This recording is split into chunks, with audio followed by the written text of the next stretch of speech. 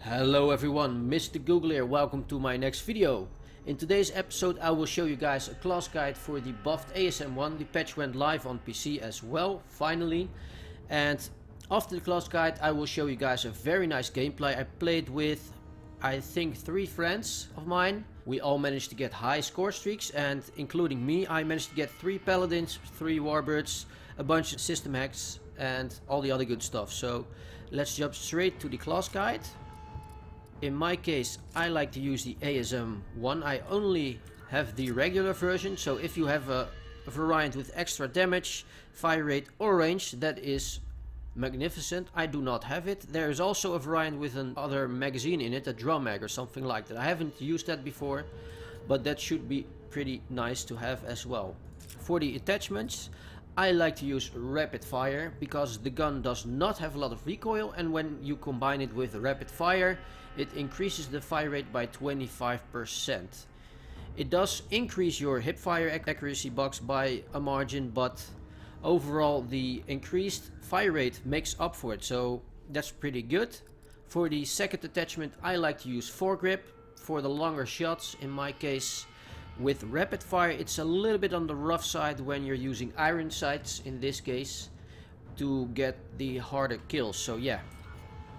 For the perks, once you play Mosh Pit, you, for example, play a lot of objective game modes, it's very nice to have Flak Jacket. If you're playing just Team Deathmatch or Kill Confirmed, you should take Lightweight, pretty similar to a few of my other classes. For the perk 2, we're not going to use perk 2 today. Perk 3, as you guys know, some of you guys at least, I like to use Hardline to make it a little bit easier to get your score streaks. And for the second perk 3, I like to use it with Scavenger. Scavenger is basically mandatory in my opinion because you burn through your ammo pretty quick, and if you want to go for high score streaks like I have with this class at this moment, you want to keep up with your gun. So for the EXO ability, pretty straightforward. I think all of the other ones are somewhat underpowered. So overclock, very nice. It increases your run speed by a few seconds, and it's very nice to get out of somewhere or jump on an objective, for example, to get your extra points for your score streaks.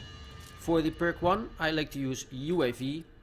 Pretty easy to get in my opinion, and I use it with extra time and extra assist points for the same reason as with my other classes, and that is to get your next score streak a little bit easier. And in my case, it's system hack.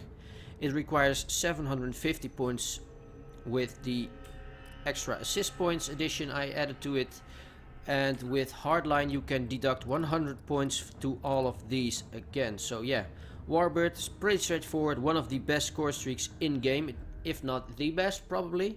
Why? Well, because if you use it with aggressor or defender, it automatically kills people, but I prefer aggressor. So stick with that as with my other classes. And for the highest score streak ever, for those who are not getting the high scores, I just advise you guys just at least try to get them. Play the objective, play a little bit on the safe side, and you will get them as well. In my case, I'm using a stock Paladin, so 950 points. You have to control it manually. There is no option to let the AI do that for you.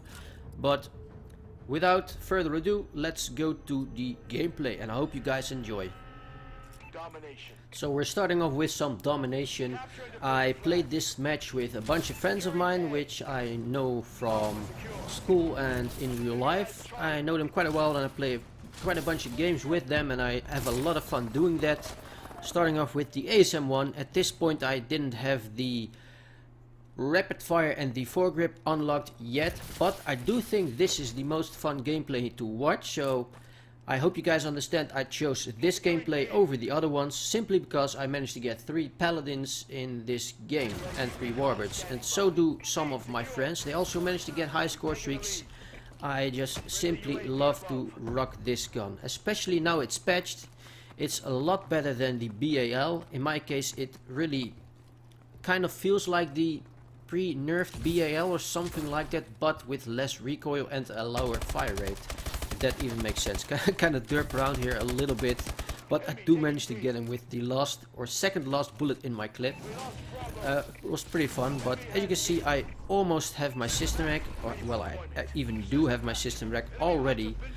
Well, how is that possible? Well, with the patch which has gone live on PC 1 or 2 days ago, on console it is already live for about 2 or 3 weeks, I guess. You get more points for playing the objective. So if you capture a hard point or a domination flag, or you protect it and you get some kills, you get a lot more points. I think on average it's about 20 to 50% on the assist points, or just points for playing the objective. So that kind of makes sense. It's a lot easier to get it. System hack does require 100 more points to get it prior patch, and it's nerfed a little bit. The skull logo in front of you when you respawn and when someone activates it is gone. So that was kind of needed. System hack is still very powerful, and I still prefer it over the bombing run, for example. The bombing run is a great alternative score streak, but the downside is that more often than not, for some reason I kill myself when I use it. So if you're running a score streak above that, for example a warbird or a paladin or the Goliath or something else, and you kill yourself, you'll lose your chance of getting the highest score streak. So that's not ideal, but do bear in mind it is a great score streak, so if you want to use it, that's also a great option. But at this point I already have my paladin, my warbird and all of the other good stuff, and my friends are calling in some system hacks as well, so we're kind of owning them this match.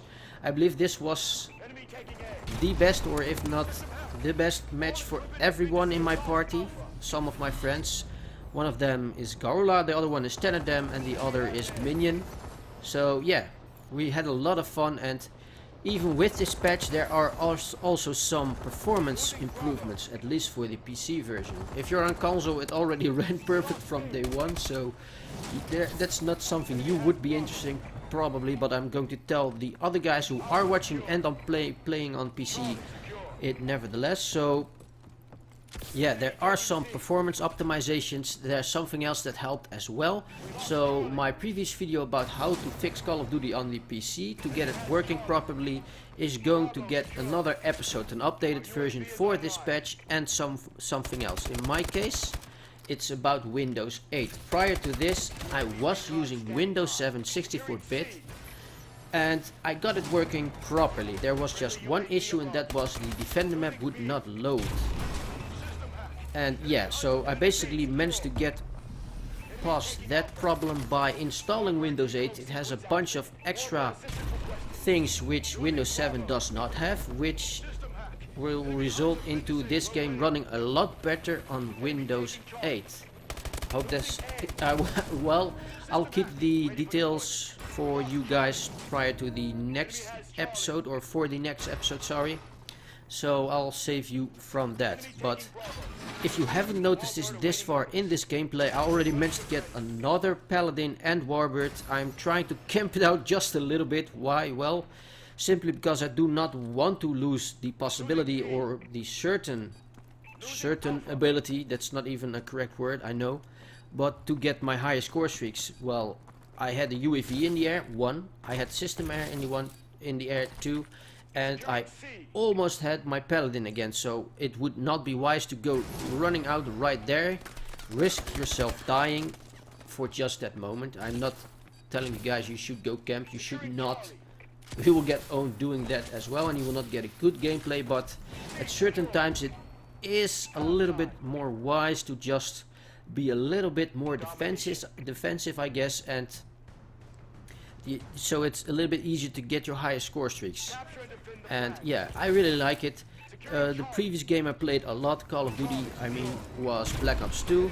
Black Ops 2 on the PC, it was amazing. It had dedicated listen servers, and the connection was great. This game, connection wise, it does have some issues. If you get in a lobby with the host having a worse connection than you're basically screwed sometimes. It does not happen, at least for me, that much, so I'm kind of okay with it. I do want them to get to the point where they do upload, or they do set the dedicated service to live. They kind of said it on Twitter and stuff, so I do hope they are still going to do that. But on the other hand, it is running pretty great. It does require some tweaking, but not everyone is comfortable of doing that on PC. So yeah, do keep that in mind. Some people who are playing on the PC have absolutely no, or at least not that great of an idea what is going wrong in the game. So I kind of am getting used to that, especially well where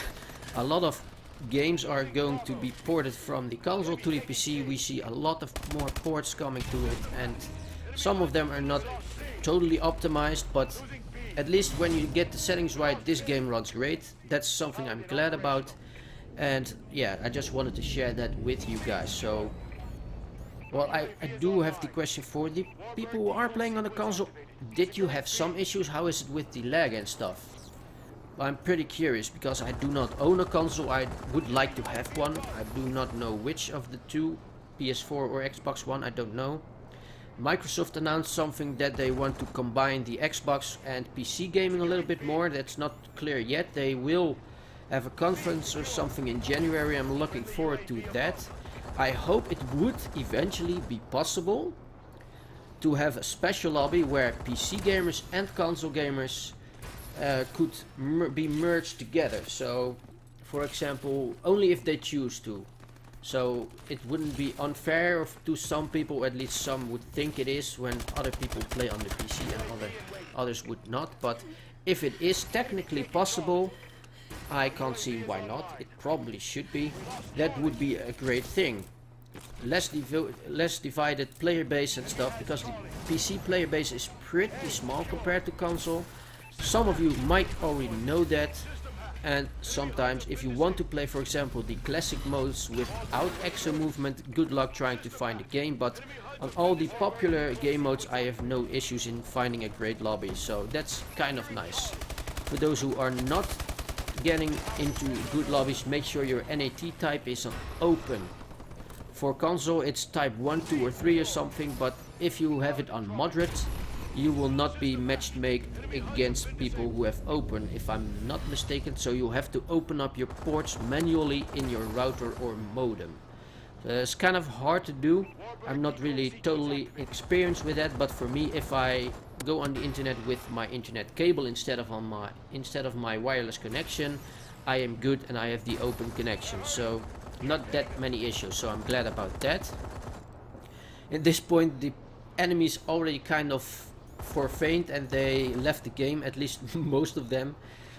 I wouldn't say I can't blame them. So yeah, I hope you guys enjoyed this gameplay. It was pretty cool. I really love this gun. I think this is going to be the next overpowered gun. I wouldn't say overpowered because the EM1 is even more powerful on PC right now than it was prior to this gameplay. If you want to, you could check out my previous gun guides. I have one for the EM1, I have one for the MP11, which is also buffed in the patch, and some bunch of other ones like the sniper, the Morse. So if you enjoyed, I hope you will like this video down below. Even subscribing would be even better, and if you're already subscribed, thank you for all of the support, and I will hopefully see you next time. Goodbye. Enemy taking B.